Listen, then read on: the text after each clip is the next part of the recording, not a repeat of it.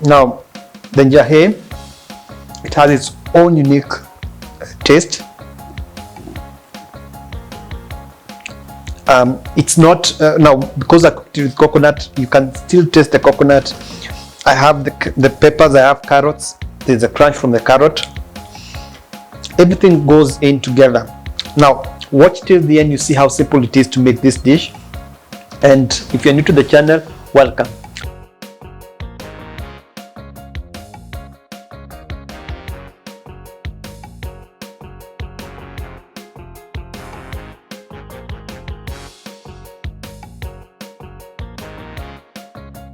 So welcome to the show. Now this channel is all about making you a better home cook or home baker. I have cooking videos, baking videos, grilling videos, videos where I'm grilling and even cleaning appliances and all that. Basically stuff that will make you a better home cook or a home baker. And if you're new to if you haven't subscribed, consider subscribing to the channel. And if you like this video, also give us a thumbs up. It helps me know what kind of videos that you like.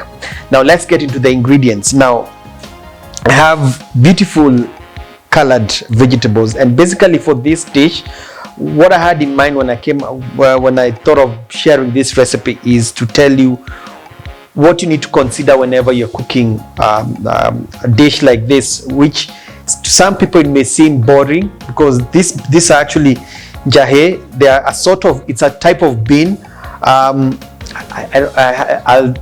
I'll try and remember the English name and I'll put it somewhere in the as I'm talking. So for this recipe, you don't necessarily have to use them. You can actually use beans or any other bean for that matter. It can even be the dengu or mang beans. So the same procedure is the same, just alternate the beans. So that's one. And then for the vegetables, what I was saying about the vegetables is choose different colored vegetables. It's actually the vegetables that will combine with the beans and will make it colorful. And what I have here is 2 carrots. I have a half piece of red pepper, half piece of yellow, one smaller one green one, smaller one, so I used the whole one, and then 2 onions. Now when it comes to onion, for me, the more the onion the better. I can even use 3 in this recipe, but I'm going for 2. It's never too much onion if you ask me. Now that's that. Now I also have ginger paste and garlic paste. The ginger and the garlic, now the amount is dependent on amount of food you have. Here I have about a teaspoon of each. So that's that. And then I have some blended tomatoes. This is 2 large ones. I've blended them. You can still chop them. It's just that blending makes it cook faster. And then I also have coconut cream. Now coconut cream is optional. If you don't have it, you can use cooking cream or dairy or whipping creams. Anything that is cream that is not sugar, you can use that or skip it all together. It's just that this one gives it some nice flavor. So that's it. So first thing I want to do is actually demonstrate how I'm going to cut the vegetables. Now I'm choosing to cut them in dices, and dices because something similar in size to the beans. Now the most important thing whenever you're deciding even how to cut them, because cutting them will make a difference. So cut them into long strips like that. And then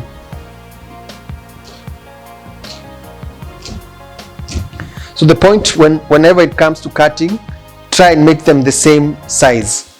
So in this case, since I have all the peppers, I'll cut them the same size. Carrots, I'll also cut them the same size. Now if you choose to go the long ones, like this one, maybe slightly thinner than this, it's fine, so long as, I think the most important thing is so long as they all look uniform.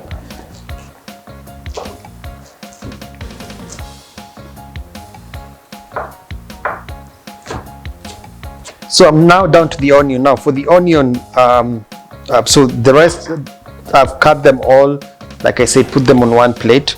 So the carrots are a little bit harder, so they take a little bit longer to cook. That's why I'm not putting them together with the peppers.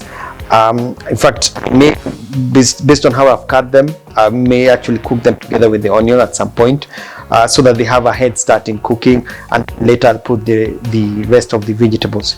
So I'll just finish off cutting the onions, and I've decided to slice them thin. So I'm thinly slicing the onions. Now, whichever way you cut them, that's the most important thing you should note, is make sure that you cut them all evenly. So if you decide to go this direction, you cut them evenly so that when they are cooking, they will cook evenly as well. Especially with the onions, if you cut some big, some small, they will not fry evenly. So that's the whole point. So when I finish the onion, we'll start now cooking the whole dish. So the first thing you need to do is heat the pan. Now, one tip that I always like sharing is add oil to a pan that is hot, because what that does, you'll actually see the oil like melting or spreading, and basically you'll put less oil. If you put it on a cold pot, you'll probably think the oil is not too much, but when it gets hot, it becomes more. So always add oil to a hot pan. Now, the first thing is the onion.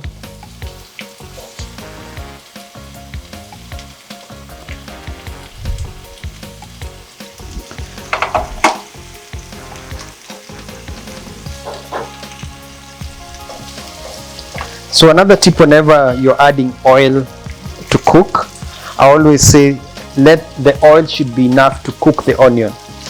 So it should not be too much, whereby the onion is floating in the oil. It should be just enough to make the onion start browning, and that's what we are going for. We want the onion to brown. So I'm spreading it like that. So I'll leave it cooking for about 3 or 4 minutes. By minute 3, I'll be ready to add the other ingredients. In this case, I'll add the carrots first, so that they also have a head start in cooking, because they take a longer time to cook than the peppers. So the idea again is to brown the onion. Now it's been about 3 minutes. Now you notice the onions, some of them are already browning than others. The smaller ones will actually cook faster, and that's why again, when cutting the onions, cut them in the same size so that they cook evenly. But keep an eye on them, especially when they start browning. If you leave it like this, what will happen is that it will start burning, especially whatever is touching the pot. So keep stirring them so that they are cooking evenly. And at this point, I'll add the carrots. Now, the good thing about adding carrots in advance is that even they won't overcook per se. They don't necessarily overcook, but at least you want them to be soft. Now, if you're using ginger, whole ginger, like as opposed to the paste that I have here, you add it together with the onion. Like when it's chopped ginger, you add it together when you're starting with the onion, because ginger takes a long time to cook. You can start it together with the onion, but in this case, because I have a paste, I'll actually add the ginger first.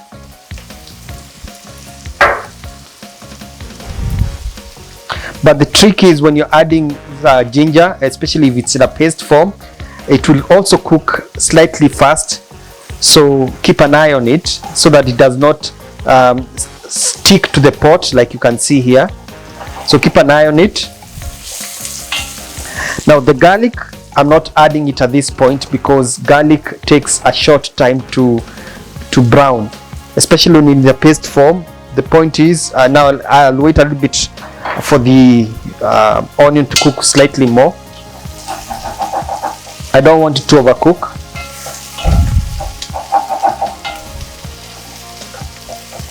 So this is the paste. You see, it's getting stuck on the pound. So that's why you saw I do not add it too early or too soon.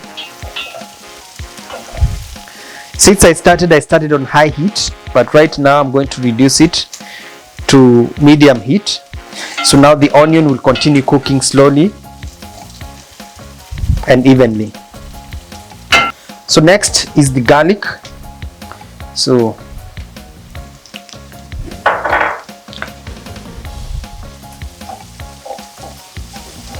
this is imparting flavor to the dish. And again, you do not want to overcook it. That's why you're not adding it too soon.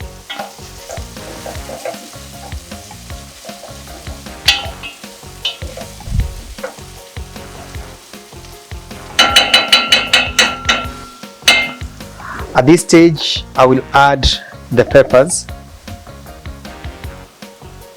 Now, one thing I forgot to mention is that the amount of vegetables should not be too much in terms of the vegetables versus the beans. Now, the beans that I have, they're already cooked and they are about 1 kg, in fact 1.2 kg. I actually weighed them when it's cooked. So the vegetables should not be too much. It should just be the right balance between the vegetables and the beans. So now fry the peppers as well.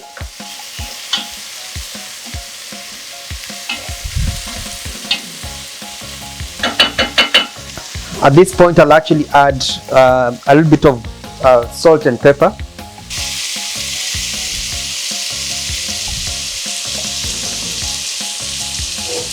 So salt enough for the dish. You don't have to put too much right now. You can always add a little bit later. And because I love black pepper, I always add black pepper to everything I cook. This is optional.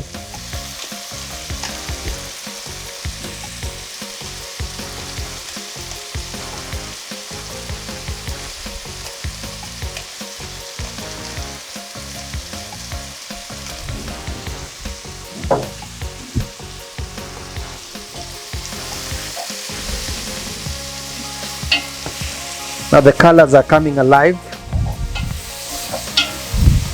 Now, depending on, of course, the pot that you're using, the garlic paste, the ginger paste will actually be sticking on the bottom of the pan, and this is it, especially when it's in a paste form. So be careful.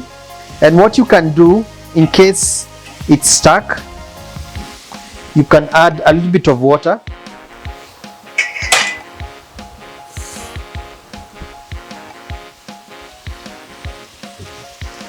You can add a little bit of water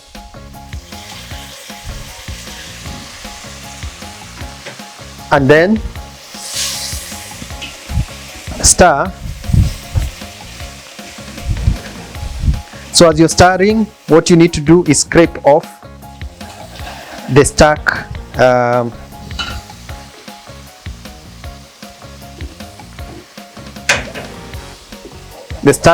paste like that. That will help you actually get more flavor out of this. So you don't want it to burn, so you actually avoid that by adding water like that and then scraping off.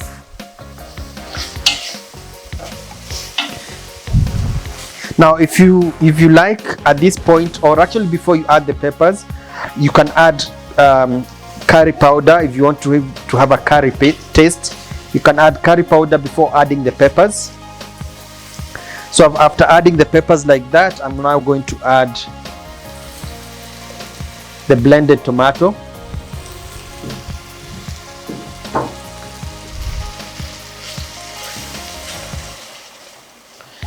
And now we are going to let this cook. Now this is what I was saying, when you add it, when it's blended, this will actually be much faster cooking process. And if you have chopped tomatoes, add the chopped tomatoes before adding the peppers.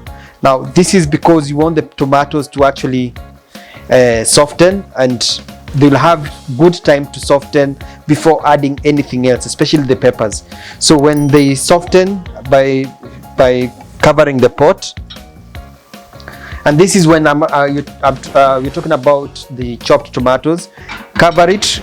What will happen is that the tomatoes will actually soften, and then you can even add a little bit of water and then add the peppers and then stir, and then you'll have the same look in terms of the dish.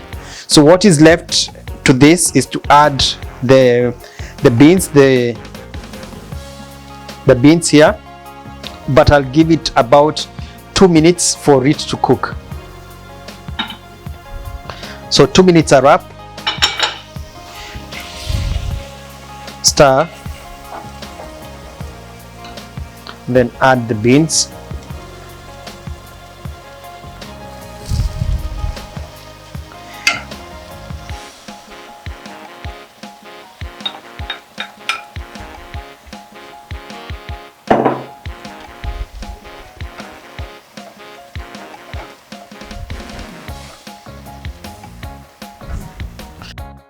Add some water. Can add hot. I'm not going to add a lot, so add some water. It even makes it easier when it's wet to mix it together with the vegetables. And you can see the combination of the vegetables, the colors are actually coming alive. So I've added about 1 cup or half, a 3/4 cup of water, or even 1 cup. You can even add 1 cup. I'm saving the whatever other liquid I'm going to add is the coconut. And actually, for coconut, it doesn't hurt even if you add it right now. If you add the coconut together with the so that it boils together, no problem. Cooking cream is the one you probably want to add towards the end, but coconut, it will simmer together now with the beans. So I'll cover it and reduce the heat and then cook it, simmer it for 5 minutes. So the idea is to let it simmer gently, and then at some point you need to taste the salt just to make sure that the salt is enough. So about 5 minutes and then I'll show you what to do next. So let's have a look now.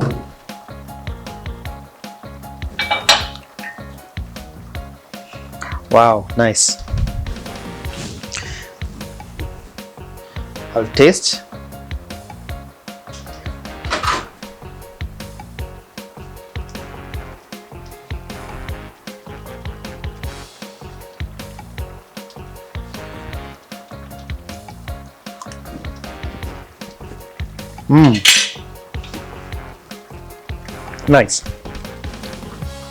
Nice coconut flavor. The colors, I love the colors. The coconut, even the cream, the way it looks, it's perfect. Now what is left is add. Now this is optional. You can actually add it or skip it. I'm going to add coriander. For me, you add coriander at the very last moment. In fact, turn off the heat and then stir. And if you're going to serve this, we'll now put it in a big dish and then I'll show you what you can do next. So now, nice. Now the thing about any stew, if you didn't know this, the longer it stays in terms of this dish will actually be tastier tomorrow, because the moment it cools down and then you go to reheat it, the flavors will have come together. So right now it's good, but I can't wait to feast on this tomorrow and you try it yourself. Now I'm going to serve it. I'm actually going to dish it into a bowl as opposed to individual plate.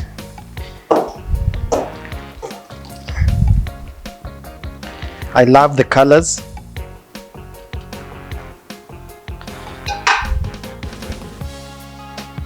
Yes, so you have guests. Now this will be a beautiful dish. Now the thing about when you're cooking it, when you are after adding the beans, in this case the njahi, you do not want to cook it too much, especially because they are already cooked. The whole point is just to heat them up together with the juices, with the sauce and the rest of the vegetables. You do not want to overcook it, so keep an eye on that, especially when you cook them before in advance, or if you buy them already cooked. Just make sure that they are not overcooked, because the longer you leave them cooking in the sauce, the more mashed it will be, and you don't want that. So it's as simple as that. Actually, my mouth is watering just smelling this. Yes, it's a vegetarian dish, but of course it's a healthy, nutritious dish. I said when I started, you can, instead of the coconut, you can still use cooking cream, or if you don't have any of that, or you don't like that, just the water is enough. You can add water, and to thicken the gravy, I would say you can dilute some corn flour in water, in cold water, and then add it, so that at least the gravy will be a little bit thick. So I hope you've learned something new. I'm your chef, Chef Raphael. On Instagram, Facebook, and Twitter as Chef Raphael. And again, if you're new to the channel, consider subscribing, and if you like this video, give it a thumbs up, and hope you'll enjoy your dish. Until next time, goodbye.